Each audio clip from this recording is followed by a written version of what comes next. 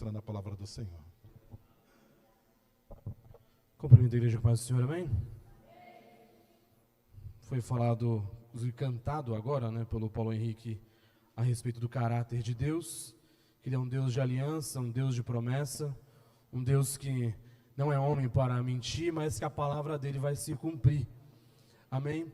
E de certa forma o que eu pretendo falar com os irmãos nessa noite é mostrar o quão superior é o caráter de Deus, mesmo apesar das nossas falhas, das nossas fraquezas e do nosso pecado. Amém? Eu gostaria de ler com os irmãos em Romanos, capítulo de número 5, versículo de número 20, apenas a parte B do versículo.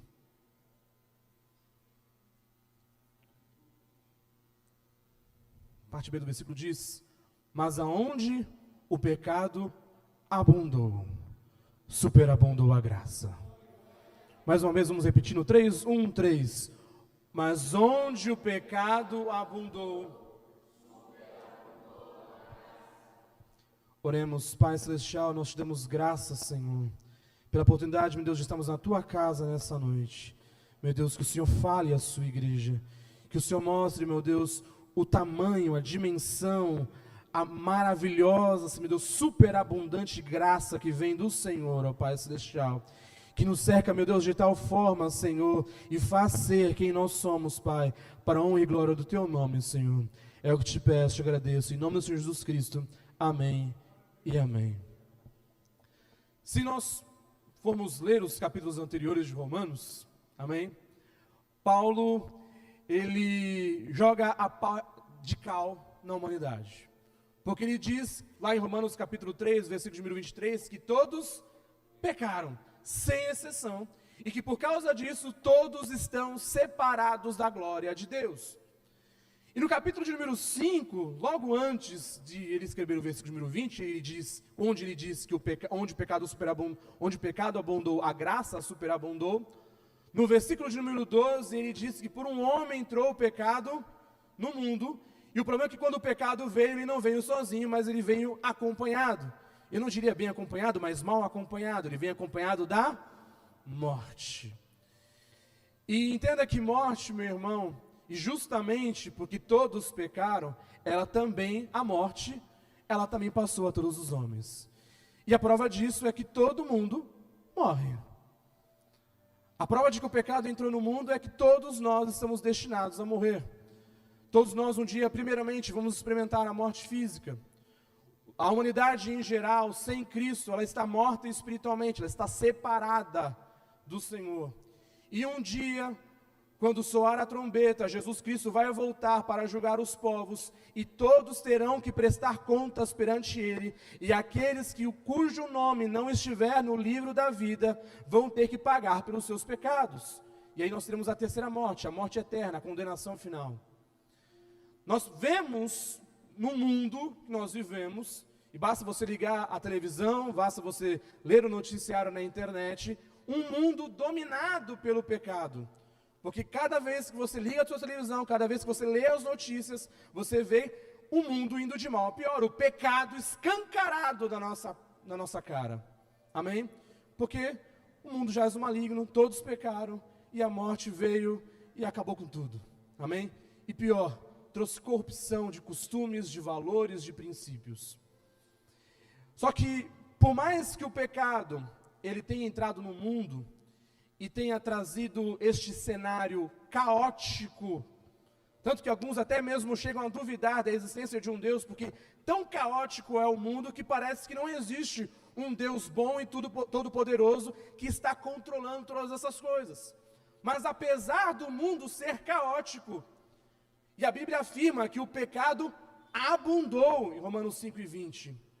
Mas a resposta para um pecado que ele se prolifera como um câncer, que cresce cada vez mais, está no versículo número 20 também.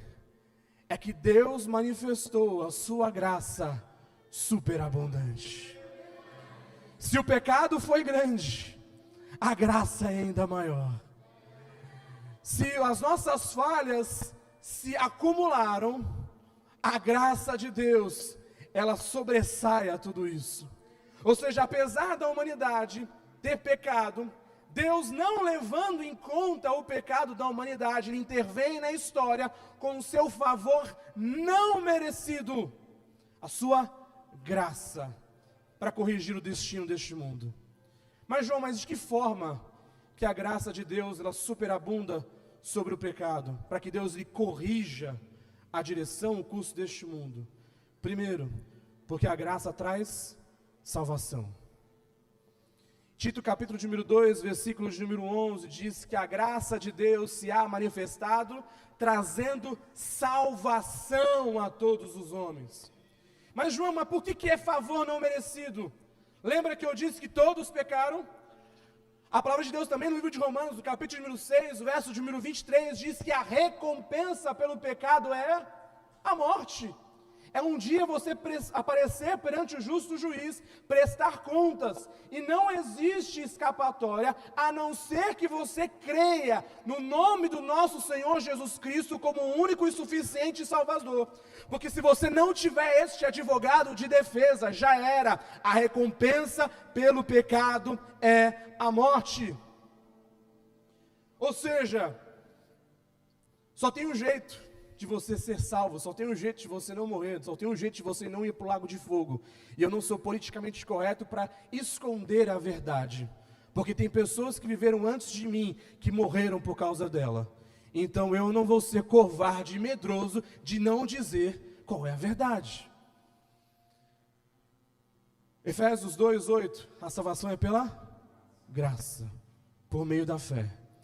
Isso não vem de vós, mas é dom de Deus. E não é pelas obras. Para entrar no céu, para ter a vida eterna, é necessário uma coisa: ser justo. E a própria Bíblia diz que, em Romanos 3:10, que não há um justo. O padrão de justiça de Deus é um padrão de perfeição. A partir do momento que você não alcança este patamar excelente, e lá que eu consigo, em Romanos 3:10, a própria Bíblia faz a afirmação: não há um justo, porque todos pecaram. Então, se você não alcança este patamar, basta uma única falha, basta um único pecado, para que eu e você sejamos réus de morte. E não tem jeito, a não ser que Deus intervenha na história com seu favor não merecido.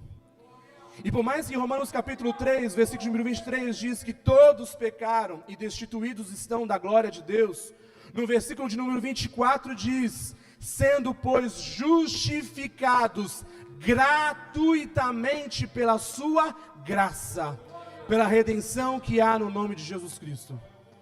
Se eu disse para vocês que para morar no céu é preciso ser justo, e eu não consigo ser justo porque eu sou pecador, e no patamar de Deus, na régua de Deus, ela exige perfeição para que alguém seja considerado justo.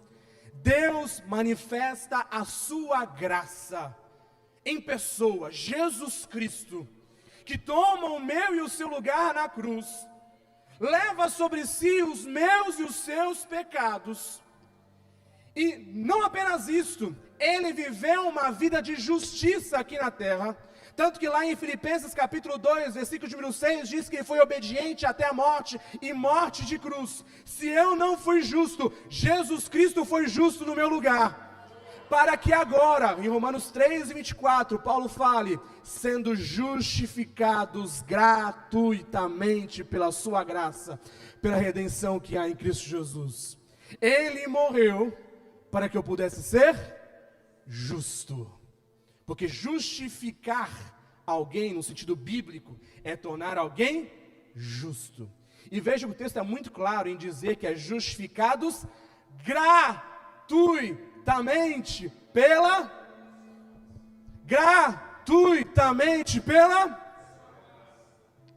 Para ninguém dizer depois que a graça não é de graça.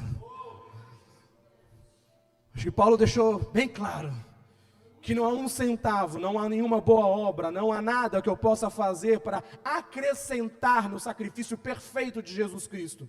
Ainda mais hoje, ou melhor, no mês que nós estamos, mês de outubro, que nós comemoramos 506 anos do início da Reforma Protestante. Nós, como Igreja do Senhor, precisamos trazer à memória o seguinte, que Cristo morreu no meu lugar, e o sacrifício dele é perfeito. Não vai ser boa ação minha, não vai ser eu andar com a Bíblia debaixo do braço, não vai ser eu orar muito, jejuar muito, que vai agregar alguma coisa na obra da salvação, porque aquilo que ele fez, como está em João capítulo de número 19, versículo 31, tetelestai, está consumado, está perfeitamente perfeito, e completamente completo. Você não agrega nada, você não acrescenta nada, ele fez por você.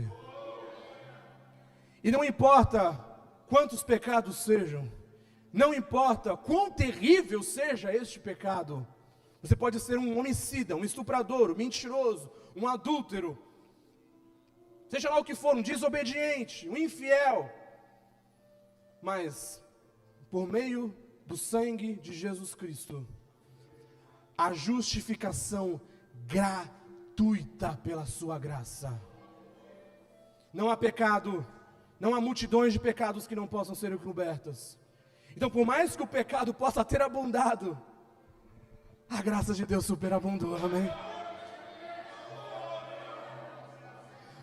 Mas a graça de Deus, ela superabunda não apenas porque ela traz salvação, mas porque também ela nos leva a viver em novidade de vida. Romanos capítulo 6, versículo de número 1, põe para mim isso, Rai, por favor. Que diremos, pois? Permaneceremos no pecado para que a graça seja mais abundante? Verso de número 2, de modo, nós que estamos mortos para o pecado, como viveremos ainda nele? Paulo acabou de dizer, olha, onde o pecado abundou, a graça.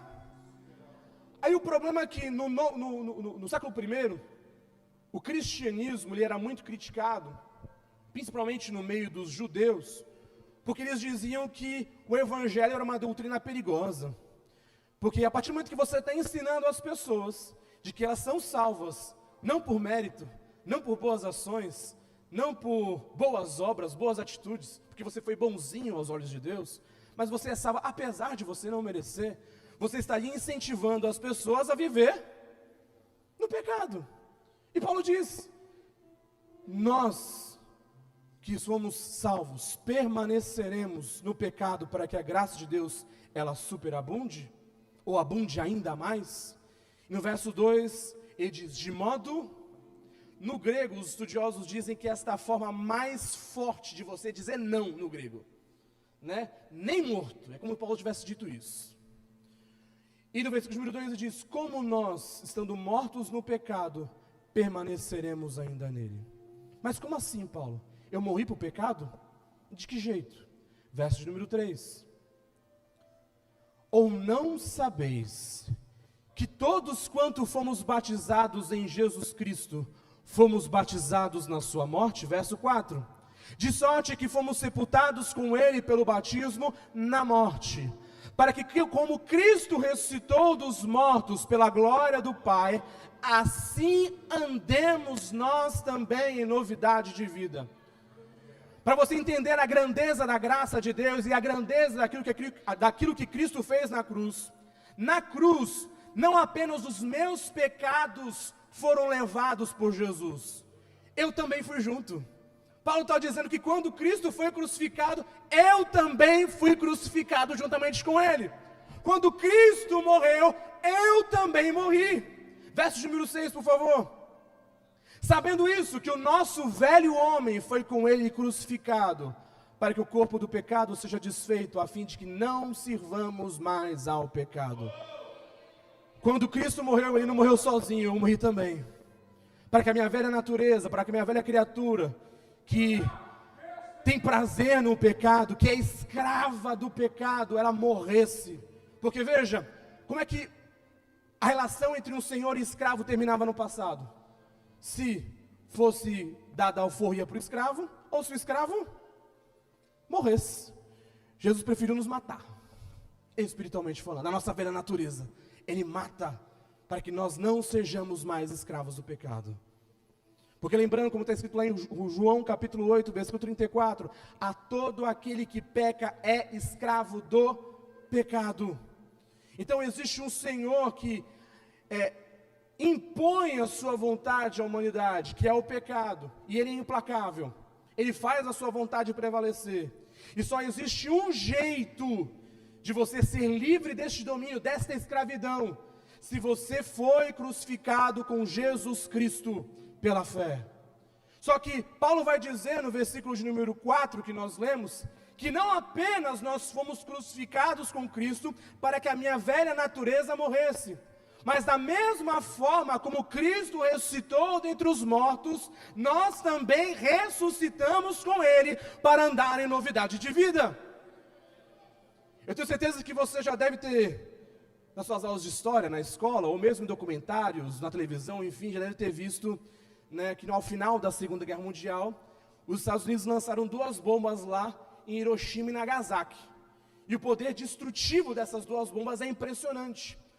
Ao todo, 200 mil pessoas morreram instantaneamente por causa das bombas. Fora depois os problemas genéticos, cânceres que depois surgiram em consequência daquelas explosões. Veja quão poderosa essa arma. Poder de destruição em massa, absurdo. Mas por mais que o ser humano, por mais que a humanidade ela tenha poder de matar, e matar em massa, não é apenas um indivíduo não, é 200 mil de uma vez. Nenhum ser humano tem poder de trazer vida para um morto. Só Deus.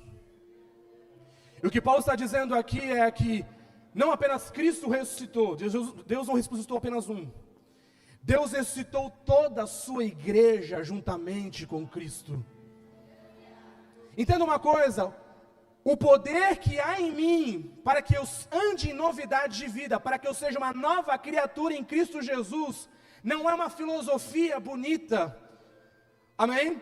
Para te ensinar bons modos, bons costumes, mas de fato há empoderamento de Deus, porque o mesmo poder que ressuscitou Jesus, é o poder que nos faz ressuscitar dentre os mortos, para que nós sejamos novas criaturas em Cristo Jesus. Então ser nova criatura, andar em novidade de vida, não mais ser dominado pelo pecado, não é uma história bonita, é poder de Deus. Tanta coisa que a gente fala para a gente tomar posse, né? Inclusive na escola dominical eu falava isso, que às vezes chega um profeta e diz, olha a chave do carro, olha a chave da casa, olha a chave do sei lá do que, está aqui. Inclusive Paulo diz, não sabeis que todos quantos fomos batizados com Cristo, fomos batizados na sua morte, para que da mesma forma que ele foi morto e ressuscitou dentre os mortos, nós podemos andar em novidade de vida. Vocês não sabem disso, para que vocês possam tomar posse.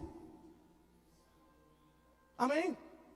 E hoje, às vezes a gente vê crente que é tão coitado, porque parece que o pecado faz ele de palhaço, e reiteradamente ele incorre no mesmo problema, ele cai sempre na mesma coisa, porque ele não entendeu o poder de Deus que foi derramado na vida dele, que ressuscitou um morto dentre os mortos, para que seja uma nova criatura. Lá em Tito capítulo 2, versículo número 11 e 12, diz que a graça de Deus se ha manifestado trazendo salvação a todos os homens. Verso 12, ensinando-nos a graça. Paulo está dizendo que ela nos ensina a renunciar à impiedade e às concupiscências mundanas. É o favor não merecido de Deus que te mostra, além, primeiro, te empodera, e segundo, te ensina a você renunciar ao pecado e a renunciar à vontade que existe no seu coração. Infelizmente, nós vivemos numa geração em que o critério de certo e errado é sempre aquilo que dá felicidade, alegria, satisfação pessoal. Hoje pela manhã, inclusive, eu dizia de um testemunho, um testemunho, de uma esposa de um irmão em Cristo, que é um jogador de futebol famoso, que ela disse que se divorciou do seu esposo, apesar do seu esposo ser um ótimo pai, ser um ótimo esposo, nunca ter traído ela, mas ela diz, eu não era feliz no meu casamento. Porque ela preferiu satisfação pessoal do que cumprir a ordem do Senhor de manter o casamento para sempre. Inclusive, hoje, quando você vai conversar com muitas pessoas, seja na igreja ou fora da igreja, o critério de certo e errado dela está condicionado àquilo que dá prazer. Se me deixa feliz, então está certo. Inclusive, até também vi um vídeo essa semana de uma igreja inclusiva, que não inclui nada, tem incluindo não no céu, mas tem incluindo no inferno, infelizmente, que eles fizeram uma balada gospel gay, porque eles disseram que a igreja, ela precisa estar nos lugares em que as pessoas precisam ser alcançadas. E eles falaram que essa balada gospel gay seria um local de aceitação para os homossexuais, e que além disso, seria uma oportunidade de pregar o evangelho. Aí perguntavam para uma das pessoas que estavam ali participando, ele disse: olha, eu acho muito bom esse evento, porque ele me permite ser quem eu sou. Eu não preciso me esconder, porque o critério de certo e errado hoje, na nossa geração, é aquilo que te deixa feliz. É por isso que, inclusive, muitos maridos ou esposas atraem os seus esposos, porque o que importa é você ser feliz, é ter prazer, é ficar alegre. E a graça nos ensina que nós precisamos renunciar ao pecado e às vontades mundanas, para que a graça, ela superabunde, não o pecado. Terceiro, além da graça nos trazer salvação e além da graça nos levar a viver em novidade de vida, a graça nos faz compartilhar a mensagem de salvação.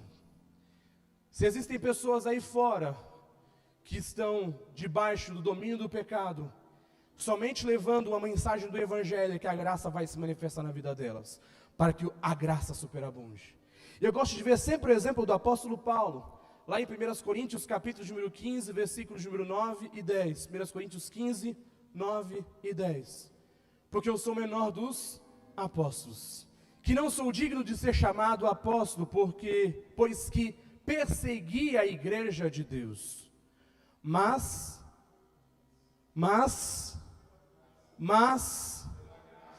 vou repetir até os irmãos falarem. Mas, sou o que sou. E a sua graça para comigo não foi vã, antes trabalhei muito mais do que todos eles, todavia não eu, mas a graça de Deus que está comigo. Paulo está dizendo: olha, eu sou apóstolo, nem deveria ser, não sou digno, não sou merecedor de ser apóstolo, a elite espiritual do evangelho naquele tempo, porque eu persegui a igreja do Senhor.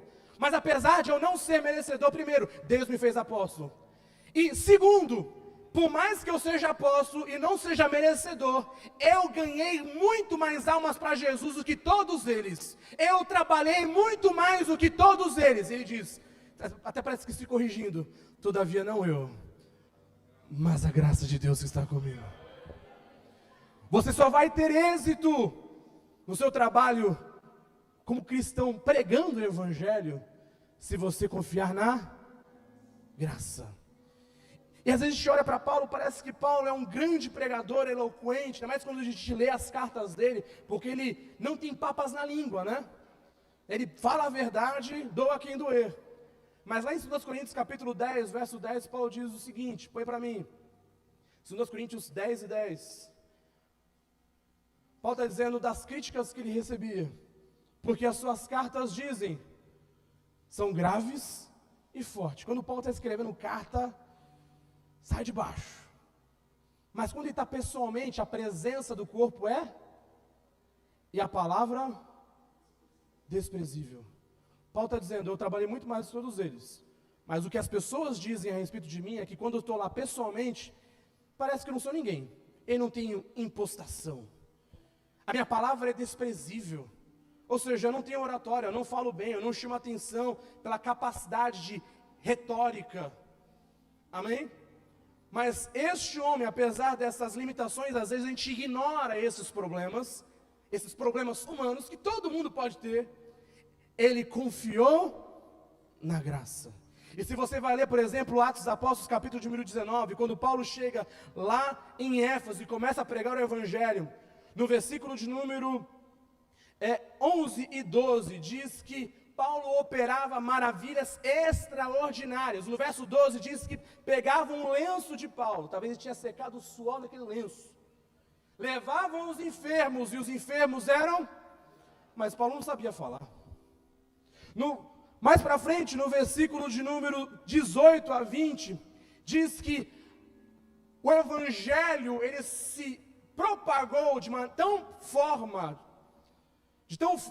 tamanha maneira na cidade de Éfeso, que as pessoas convertidas, elas iam publicamente confessar os seus pecados. Você já imaginou um avivamento acontecer para que as pessoas elas sejam constrangidas a ponto de falar publicamente os seus pecados, por causa do poder do Espírito Santo? E no versículo de número 21, o texto diz que até mesmo os bruxos da cidade pegaram seus livros de magia e tacaram no fogo, porque já haviam se convertido para o Evangelho.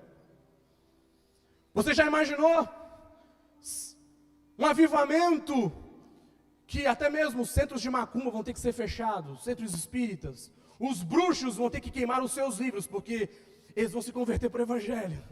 Não é apenas que não vai ter frequentadores, eles também vão se converter. Mas é isto que Deus faz na vida daquele que confia na sua graça. Paulo pode ter dificuldades para falar, pode ser um homem de palavra pesada. Mas quando eu vejo o apóstolo Paulo, apesar dessas limitações, ser um homem que diz que trabalhou muito mais do que todos eles pela graça do Senhor, isso traz um conforto para o meu coração.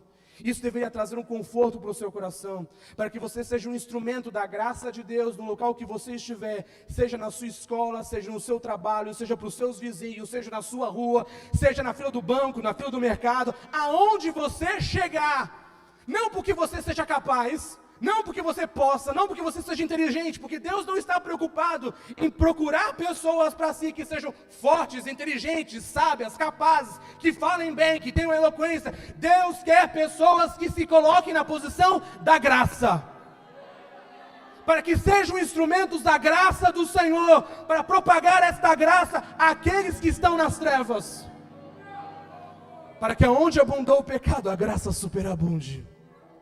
E por fim, para eu terminar, além da graça trazer salvação, a graça nos levar a viver em novidade de vida, e terceiro, a graça nos fazer compartilhar a mensagem da salvação, a graça também nos faz sofrer com Cristo. Põe para mim isso, Rai, Filipenses, versículo de número 27, põe na RA, que é mais claro. No meio da revista atualizada, Filipenses 1 e 27. Vivei acima de tudo por modo digno do Evangelho de Cristo, para que, ou indo ver-vos, ou estando ausente, ouça no tocante a vós outros, que estáis firmes em um só Espírito, como uma só alma, lutando juntos pela fé evangelística. Próximo. Versículo 28. E que em nada estáis intimidados pelos adversários, pois o que é para eles prova evidente de perdição, é para vós outros de salvação, e isso da parte de Deus. Verso 29. Porque vos foi concedida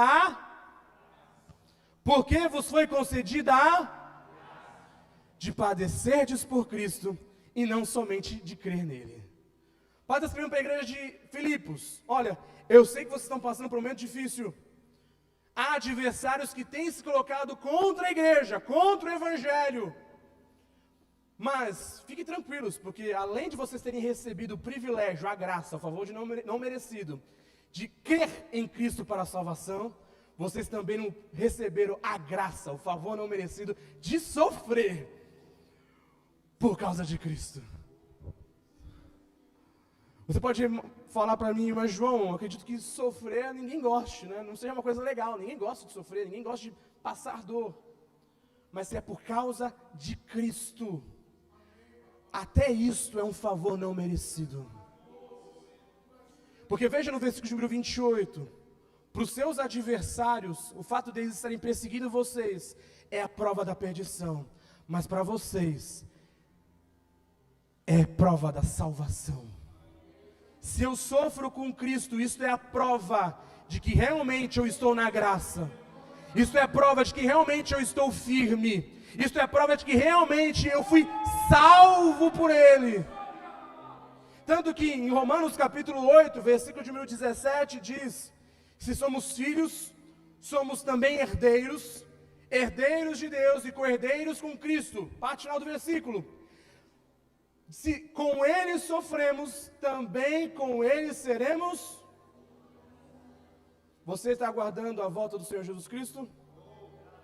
Porque vai ser por ocasião da volta dele, como está lá em 1 Coríntios, capítulo número 15, versículos 51 a 54, que nós vamos nos reunir a ele nos ares, e o nosso corpo corruptível será transformado num corpo incorruptível, o nosso corpo mortal será transformado num corpo imortal, e será dito: tragada foi a morte pela vitória. A morte não terá mais qualquer domínio sobre nós, mas nós vamos entrar na vida eterna. Mas para que este dia chegue, é preciso que eu tome posse da graça para sofrer por Cristo.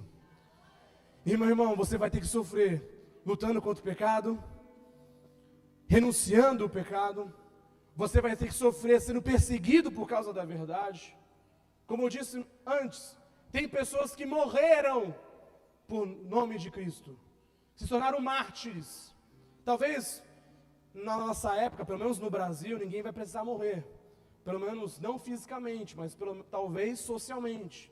Não mais na época que nós vivemos da cultura do cancelamento. Talvez você seja cancelado por causa do nome de Cristo. Talvez a sua reputação ela seja atacada.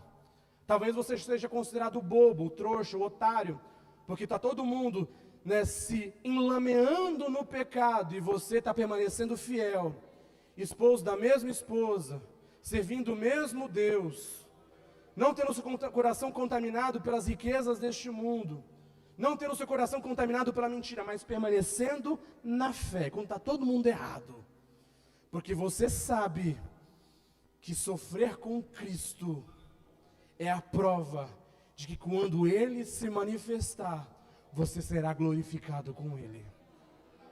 Então guarde essa palavra e permita que Deus derrame a graça dEle, para que no lugar onde um dia o pecado pode ter abundado, a graça dEle superabunde por toda a eternidade. Amém? Pastor Reinaldo, Deus abençoe.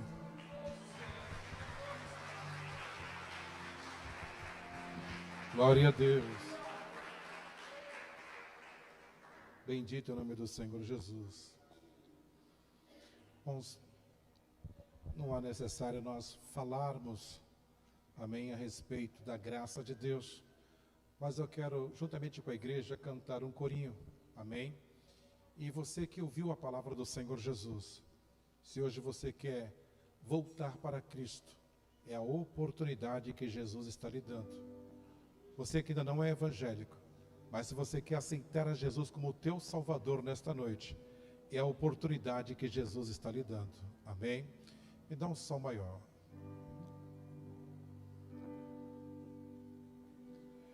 Ele é o caminho, a verdade, a luz que brilha dentro do meu coração, que brotou, a minha vida transformou. Outra vez. Ele é o caminho, a verdade, luz que brilha dentro do meu coração, a esperança que brotou, a minha vida transformou. Hoje, Jesus, esta é a maior graça verdadeira. Amém? Onde está a segunda pessoa? A segunda pessoa que quer entregar a sua vida para Jesus nesta noite. Nós vamos louvar mais uma vez. Você que está afastado, você que ainda não é evangélico, venha ter um encontro com Jesus nesta noite. Ele é o caminho, a verdade,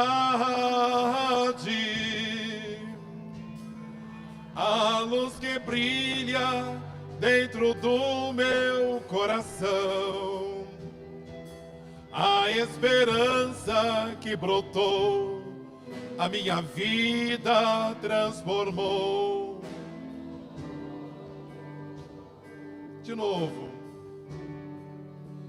Ele é o caminho, a verdade,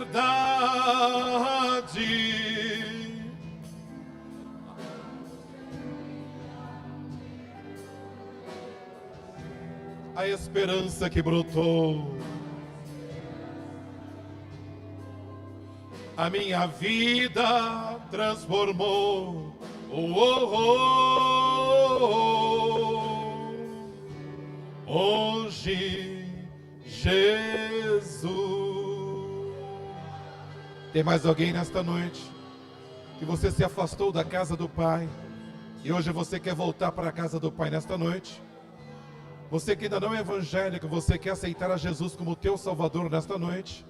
Amém. Vamos orar por este jovem em nome do Senhor. Ficamos de pé, igreja do Senhor Jesus. Seu nome, filha? Renan. Amém. Vamos orar pelo Renan, que está voltando. Está voltando, é isso? Está voltando para Jesus hoje. Amém. Senhor, aqui está o Renan, ó Pai Celestial. Senhor, meu Deus, Pai, que foi tocado pela Tua palavra, por esta graça maravilhosa, Senhor, por esta graça salvadora, ó Pai Celestial. Oh, meu Deus, ele ouviu, Senhor, vinde a mim, todos que estáis cansados, sobrecarregados, que eu vos aliviarei. Aprendei de mim, que eu sou manso e humilde de coração, e acharei descanso para as vossas almas. Senhor, meu Deus, Pai, reaviva esta fé, reaviva esta esperança. Oh, meu Deus, trabalha, meu Pai, nesse coração, Senhor. Senhor, meu Deus, Pai, dê fé a este homem, Senhor, para que possa caminhar. Faça sobre ele, meu Deus, a Tua vontade, em nome de Jesus. Abençoa, Senhor, em nome de Jesus. Pai do Senhor, Renan, amém. Bendito é o nome do Senhor Jesus, graças a Deus. Amém, irmãos? Dizimista da noite, nosso irmão evangelista João Paulo. Amanhã, irmãos, segunda-feira, ensaio da banda a partir das 19 horas. Depois temos oração a partir das 21 horas com os jovens. Amém? Bendito. Mas está aberto para todos, porque nós estamos orando em prol do encontro com Deus, que vai acontecer 24, 25 e 26, e também do congresso das irmãs, que vai acontecer dia 1, isso mesmo, é dia 1 e 2 de dezembro, amém? Graças a Deus. Terça-feira, culto de ensino. Quarta-feira, tarde da bênção. Bendito é o nome do Senhor. Também haverá ensaio da banda, quarta-feira, a partir das 19h30. E quinta-feira, culto das mulheres. E após o culto das mulheres, ensaio geral para o congresso, amém? Bendito é o nome do Senhor Jesus. Terça também tem ensaio das irmãs, amém? Para o congresso. Tirei, Marcelo. Se você tirar, você me dá, tá? Bendito é o nome do Senhor. O papel para me ler o nome aí. Graças a Deus. Bendito é o nome do Senhor Jesus. Leia para nós aí. Não, de novo não. Outra vez. Começa com V. Quantas Valérias tem aqui hoje? Valéria Valquíria. Quem é? Oh, quem é Valéria Valquíria? Então vem pegar, amém, aí, pega ali. Oh, Jesus querido, graças a Deus. A Valéria e Valquíria, colocaram o nome das filhas, é isso, né? Valéria e Valquíria, bendito é o nome do Senhor Jesus. Graças a Deus, amém, irmãos? Pastor Júnior orando, dentro da bênção apostólica em nome do Senhor Jesus, que Deus possa continuar abençoando a vida de vocês em nome do Senhor. Amém? Cumprimento todos com a paz do Senhor. Oremos. Senhor, nosso Deus, nosso Pai, muito obrigado, Senhor, por esta noite. Obrigado, Pai Celestial, pelo culto que nos proporcionaste. Obrigado, Senhor, pela Tua palavra. Obrigado, Pai Celestial, por ter falado conosco nesta noite. Pai amado, o Senhor nos ensina, Senhor, nos inspira constantemente a tomar posse, Senhor, desta verdade, Senhor, tomar posse desta graça, Senhor, e viver, Senhor, com a autoridade que ela proporciona para as nossas vidas. Dê-nos uma semana abençoada em Tua presença, em nome de Jesus Cristo. Que o amor de Deus, a graça de nosso Senhor e Salvador